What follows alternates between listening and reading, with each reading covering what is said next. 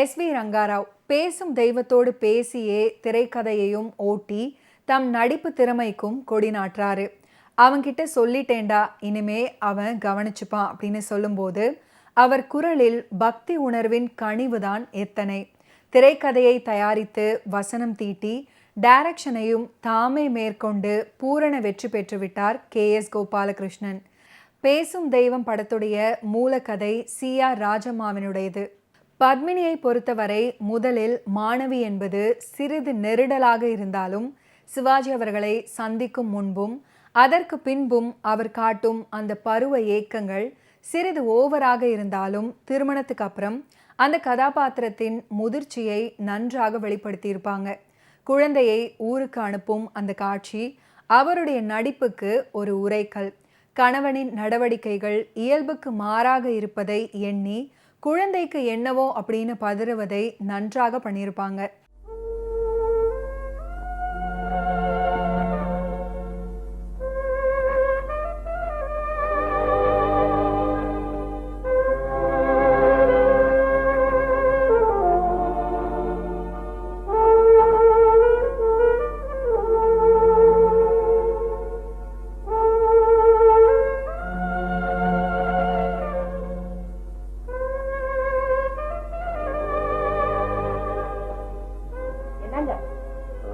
அது சரி, இங்க இங்க என்ன செஞ்சிட்டு இருக்கீங்க? இப்ப என்ன போட்டுட்டு இருக்கீங்க? இதுதான் பெல்ட்? அது டை மாறி போச்சு. டை ஒண்ணும் மாறல, நீங்க தான் அடியோட மாறி போயிருக்கீங்க. அதுக்கு காரணம் எனக்கு தெரிஞ்சதுனால நானும் பாத்துக்கிட்டு பேசாம இருக்கேன். வேற என்ன காரணம்? உங்களுக்கு முழுக்க முழுக்க பாபு ஞாபகம் வந்தாச்சு. நான் தான் கேக்குறேன், அவ்வளவு தைரியம் இல்லாம குழந்தை எதுக்காக விட்டு வந்தீங்க? நீங்க இப்படி ஆயிடுவீங்கன்னு நான் கொஞ்சம் கூட எதிர்பார்க்கலையே. எப்படியான தைரியமா தான் இருக்கேன். நான் அப்பாவை நம்புறேன். அவர் எப்படியாவது குழந்தைய கொண்டுட்டு வந்து விட்டுடுவாரு. அப்படியே கொண்டாந்து விடாட்டி போனாதான் என்ன? பாருங்க பாருங்களேன், 2 நாளைக்கு பாப்போம். அவங்க வரல, நாமே நேர்ல போய் அவங்களையும் பார்த்துட்டு குழந்தையும் தூக்கிட்டு வரோம். இப்ப ஏன் எங்க போகணும்னு சொல்றேன்? நான் தான் சொல்றேன், அப்பா கொண்டு வந்து விட்டுருவாங்கன்னு சொல்றேன். நீ போறேன்னு சொன்ன என்ன நம்பாம? நான் நம்புறேங்க. அந்த நம்பிக்கை உங்களுக்கு இல்லாம சதா இருக்கீங்களா? உங்களை பார்க்க பெரிய வக்கீலையா வந்திருக்காங்க. உட்கார வச்சிருக்கேன். Good morning. வணக்கங்க. வணக்கம்மா. என்ன சார்? ஒண்ணுமில்லப்பா, ஊருக்கு போயிட்டு 2 நாள்ல வந்துடுறேன்னு சொன்னியே. ஒரு வாரமா இன்னும் கோர்ட்டு பக்கமே காணுமே. ஒருவேளை ஊர்ல இருந்து வந்துட்டோ வரலையோ பார்த்துட்டு போலான்னு வந்தேன். சார் என்னப்பா அது? வந்துரு, ஏன் ஒரு மாதிரியா இருக்க? உடம்பு சரியா இல்லையா? சார் நான் நல்லா தான் இருக்கேன். வந்து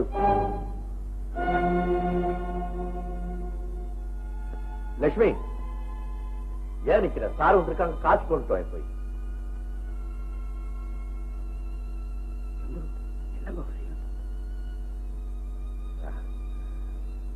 கல்யாணத்துக்காக வெளியூர் போயிருந்தேன்.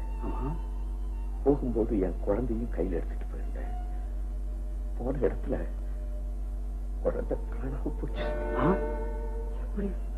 எப்படி குழந்தை காணாம போன இடத்தையும் நேரத்தையும் வச்சு பார்க்கும்போது குழந்தையினுடைய உயிருக்கே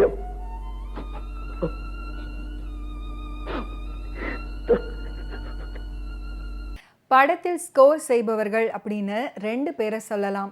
முதலில் ரங்காராவ். அவருடைய கேஷுவல் நடிப்பு பிரசித்தி பெற்றது அப்படின்னாலும் இந்த படத்தில் அதை எடுத்து சொல்ல வேண்டும். ஏழுமலையானிடம் அவர் 1-to-1 பேசுவதே அழகு.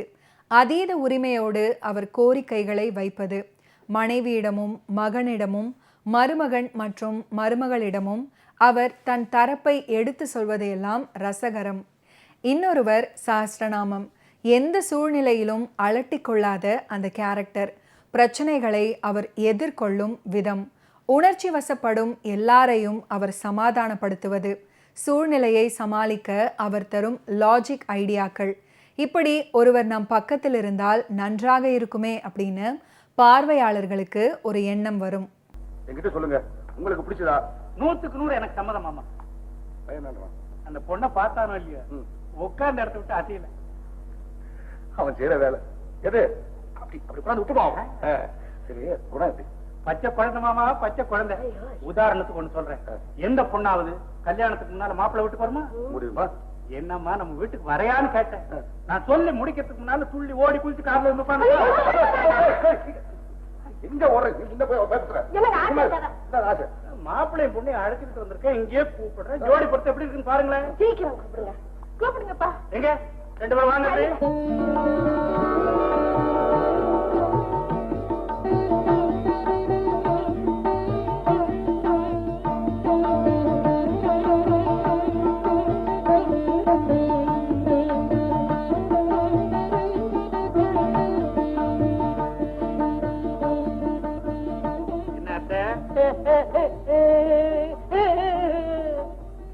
ஏன் அங்கே நிக்கிறீங்க?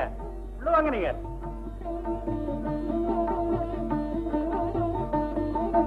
தாத்தா எல்லாம் சரி, ஆனா மாப்பிள்ளை கொஞ்சம் பர்சனாலிட்டி டல் அடிக்கிறது. கருப்பாய் ஏடி கடிக்கு போறேன். என்ன மாமா, நீங்க என்ன ஒண்ணும் சொல்லாம இருக்கீங்க? இல்ல நான் அவன் நினைச்சிட்டு இருக்கேன். எதுக்கு? நான் எவ்வளவு பெரிய விஷயத்த சொன்னா கூட உடனேயே முடிச்சு வைக்கிறவன் இந்த பையன் கல்யாண விஷயத்த மட்டும் ஏன்டா இப்படி லேட் பண்றான்னு பார்த்தேன். பொண்ணு பார்த்ததுக்கு அப்புறம் தான் அந்த லேட்டு காரணம் புரிஞ்சுது. பொண்ணுக்கு பேர் தெரியுமில்ல? என்ன? மகாலட்சுமி. பின்ன என்ன? திருப்பதி என் பார்ட்னர் மோலகான்னு கூப்பிடுங்க. சந்துரு, டேய் வாடா. போடா. டேய் முரளி, நான் லட்சுமி கல்யாணம் பண்ணிக்கிறதுக்கு அப்பாவுல இருந்து எல்லாரும் சம்மதிச்சிட்டாங்க. ஐயோ, அந்த அனாதை பொண்ணையா? அனாதை பொண்ணா? என்னங்க இது? அனாதை பொண்ணாமல்ல? அதான் கத்துறானே கேக்குது. லட்சுமி அனாதைதான். இந்த பொண்ணை யாரோ ஆஸ்பத்திரியில பெத்து போட்டு போறாங்க. நஷ்டமா எடுத்து வளர்த்தாங்க. முக்காவாசி சொல்லியாச்சு. இன்னும் கொஞ்சம் சொன்னா என்ன? இந்த பொண்ணுக்கு தாத்தாவை தவிர வேற யாரும் கிடையாது. இது விவரம் எல்லோரும் அறியவும். என்னங்க இதெல்லாம்? பாரு மாப்பிள்ள, என்ன இதெல்லாம்? முரளி சொல்றது அவ்வளவு கரெக்ட் மாமா. நான் இந்த விஷயத்தை உங்ககிட்ட சொன்னா ஒருவேளை இந்த கல்யாணத்துக்கு நீங்க சம்மதிக்க மாட்டீங்களோன்னு பயந்து நான் தான் இப்படி ஒரு நாடகம் ஆடினேன். இந்த பாருங்க, லட்சுமியும் சந்திரவும் உயிருக்கு உயிரா நேசிக்கிறாங்க. இப்ப நீங்க சொல்லுங்க, இதுக்கு நீங்க சம்மதிக்கிறீங்களா இல்லையா? மாப்பிள்ள, நம்ம திருப்பதி ஆண்டவருக்கு என்ன பேர்? அநாத ரட்சகன். அதனால லட்சுமி தான் எனக்கு மருமகள். அனாதை பொண்ணுனா ஜாதி ஜாதி வீட்டுக்கு பல்ல தட்டுவேன். பிள்ளை செல்வமே பேசும் தெய்வமே அப்படின்னு தொடங்கக்கூடிய மற்றும் ஒரு அற்புதமான பாடல் பேசும் தெய்வம் திரைப்படத்தில் இடம் பிடித்திருக்கும். இந்த பாடலை இசையரசி பி. சுசீலா அவர்கள் ஃபென்டாஸ்டிக்காக பாடியிருப்பாங்க. குழந்தையை வைத்துக்கொண்டு சவுகார் சத்யன் பாடும் ஒரு அற்புதமான பாடல். பிள்ளை செல்வமே பேசும் தெய்வமே வெள்ளை உள்ளமே வண்ண வண்ண பூவே தொட்டு தொட்டு தேன் முத்தம் தா ஒன்று தா.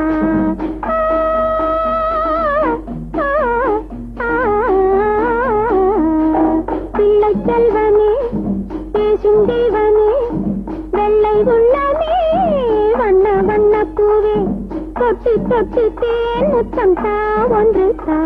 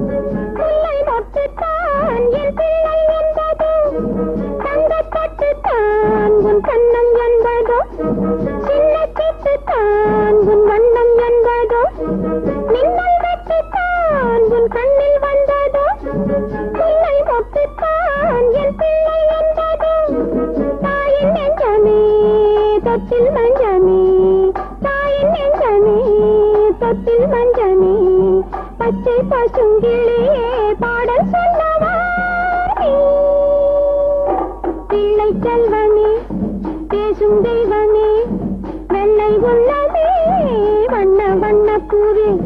தொட்டு தொட்டு தேன் முத்தம் தா ஒன்று தா.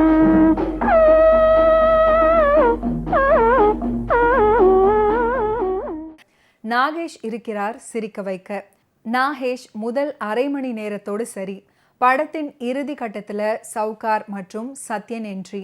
சத்யனின் திறமையை வெளிப்படுத்தக்கூடிய அளவுக்கு அந்த வேடம் இல்லை என்றால் கூட அந்த திருவனந்தபுரம் நாகர்கோவில் வட்டார தமிழ் இனிமையாக இருக்கும். குழந்தையை பத்மினி எடுத்து கொண்டு விட ஏர்போர்ட்ல வைத்து கதரும் அந்த ஒரே சீன் மட்டுமே சவுகாருக்கு வாய்ப்பு அப்படின்னாலும் அதுலயும் ஸ்கோர் பண்ணியிருப்பாங்க. திடீர்னு ஏற்பட்ட அதிர்ச்சியில் எப்படி ஆயிருக்காங்க? சரியா நீங்க? நான் தான் இந்த குழந்தையுடைய தகப்பனா, அது என் மனைவி. இந்த குழந்தை உங்களுக்கு எப்படி கிடைச்சது? ஒரு மீனவன் கிட்ட இருந்து வாங்கினோம். மீனவன் கிட்ட இருந்தா? ஆமா. அந்த மீனவன் குழந்தை கடலோரத்துல ஒரு போட்டில கண்டெடுத்தாக சொன்னான். எங்களை மன்னிச்சு, நாங்க ஒரு தப்பு பண்ணிட்டோம். இந்த குழந்தை மீது எங்களுக்கு ஏற்பட்ட பாசத்தினாலே குழந்தையின் அப்பா அம்மா யாருங்கிறத விசாரிக்கணுங்கிற நினைவு கூட எங்களுக்கு வராம போச்சு. மன்னிச்சிருங்க சார். அப்படிலாம் சொல்லாது சார். உங்க குழந்தை மேல என் மனைவி எவ்வளவு பாசம் வச்சிருக்கா தெரியுமா? டாக்டர் சார் எப்படி இருக்க சார்? கொஞ்ச நேரத்துல சரியா போயிடும்.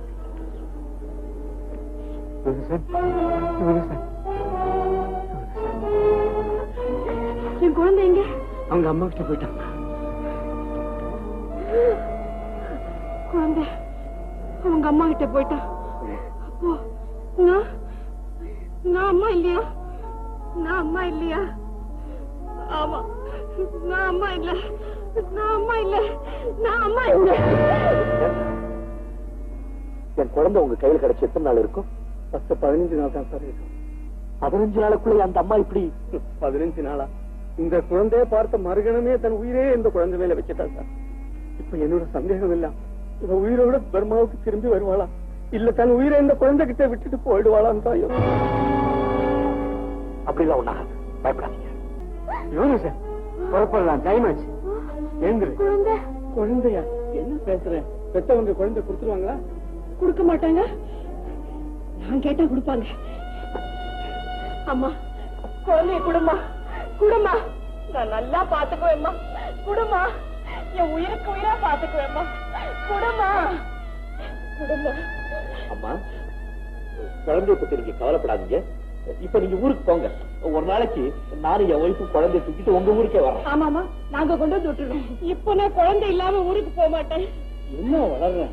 புறப்பட டைம் ஆச்சு. இருங்க ராஜா, வாடா. என்கிட்ட வாடா ராஜா, வாடா. வரமாட்டேங்கிறேன். புறப்படுறீங்க இல்லையா? இந்த குழந்தை இதை நான் எடுத்துக்கலாமா? எடுத்துக்க. இதை யாரும் கேட்டு வாங்கிட மாட்டாங்க. இல்ல இல்ல, புறப்பட. குழந்தை இல்லாம வரமாட்டேன்னு சொன்னேன் இல்லையா? இந்த குழந்தை நான் எடுத்துக்கிறேன். பேசும் தெய்வம் திரைப்படத்தில் அமைந்த ஒரு அற்புதமான பாடல் தான் நான் அனுப்புவது கடிதம் அல்ல அப்படின்னு தொடங்கக்கூடிய பாடல். இந்த பாடலை டிஎம்எஸ் அவர்கள் ஃபென்டாஸ்டிக்காக பாடியிருப்பார். வாலி எதுகை மோனைகளுக்கு பெயர் பெற்றவர். அது இந்த பாடலில் சிறப்பாக இருக்கும். நிலவுக்கு வான் எழுதும் கடிதம், நீருக்கு மீன் எழுதும் கடிதம், மலருக்கு தேன் எழுதும் கடிதம், மங்கைக்கு நான் எழுதும் கடிதம். இந்த பாடல் காட்சியில் நடிகர் திலகத்தின் தோற்றமும் வாயசைப்பும் அருமையாக இருக்கும். நான் அனுப்புவது கடிதம் அல்ல, உள்ளம் அதில் உள்ளதெல்லாம் எழுத்தும் அல்ல, எண்ணம் உன் உள்ளமதை கொள்ளை கொள்ள. நான் அனுப்புவது கடிதம் அல்ல, உள்ளம் அதில் உள்ளதெல்லாம் எழுத்தும் அல்ல, எண்ணம் உன் உள்ளமதை கொள்ளை கொள்ள. நான் அனுப்புவது கடிதம் அல்ல.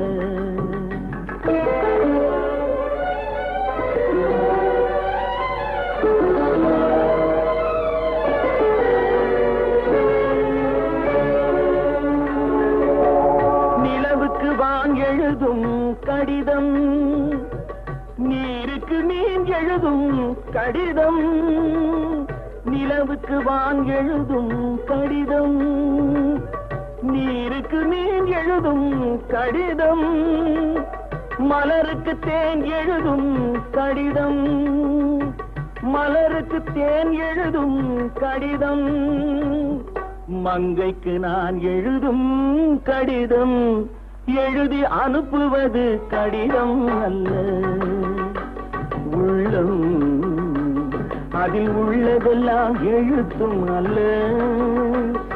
எண்ணம் உன் உள்ளமதை கொள்ளை கொள்ள, நான் அனுப்புவது கடிதம் அல்ல. காதல் அப்படின்றது மிகவும் கொடியதாக கருதப்பட்ட காலத்துல நேரில் சந்திக்க இயலாத காதலர்கள், அப்படி சந்திக்க நினைச்சாலும் அதை தெரிவிக்க முடியாத காதலர்கள், அதற்கென பயன்படுத்த ஒரு உபாயத்தை அறிமுகப்படுத்திய ஆண்டு. ஆமா, பேசும் தெய்வம் மூலம் காதலர்களிடையே கருத்து பரிமாற்றத்திற்கு கடிதத்தின் அவசியத்தை ஆழமாக உணர்த்திய ஆண்டு 1967. அது மட்டுமா, இறைவனின் அவதாரமாக புனித ஆன்மாவாக திகழ்ந்த காஞ்சி மாமுனிவரின் ஆசியை பெற அவருடைய தரிசனத்திற்காக மக்கள் ஏங்கி கிடந்த காலத்தில் அவராலேயே அழைக்கப்பட்டு நடிகர் திலகம் ஆசி பெற்ற ஆண்டு 1967. மாத கணக்கில் இடைவெளி விட்டு ஒவ்வொரு படத்தையும் வெளியிடும் நடிகர்கள் மத்தியில் ஒரே நாளில் 2 படங்களை வெளியிட்டு ரெண்டுமே மாபெரும் வெற்றி பெற்ற வரலாற்றை நடிகர் திலகம் படைத்த ஆண்டும் 1967. ஊட்டி வரை உறவு, 2 மலர்கள் ரெண்டுமே ஒரே நாளில் வெளியாகி ரெண்டுமே 100 நாட்கள் கண்டதும், அதை இன்று வரை மற்றவர்களால் முறியடிக்க முயலாமல் இருப்பதும், இந்த சாதனையை நடிகர் திலகம் திகழ்த்திய ஆண்டும் 1967. இவை எல்லாவற்றையும் மீறி ஒரு மிகப்பெரிய அரசியல் சூறாவளியில் சிக்கினாலும் காங்கிரஸ் அப்படின்ற கப்பலை மூழ்க விடாமல் செய்து அதற்கு ஆக்சிஜன் கொடுத்து அதை இன்று வரை மக்கள் மனதில் நிலைக்க செய்த பெருமையான சாதனையை நடிகர் திலகம் திகழ்த்திய ஆண்டு 1967. முழுக்க முழுக்க சென்னை சாந்தி திரையரங்கின் நிர்வாகம் நடிகர் திலகத்திடம் வசம் அமைந்ததும் இவ்வாண்டுதான்.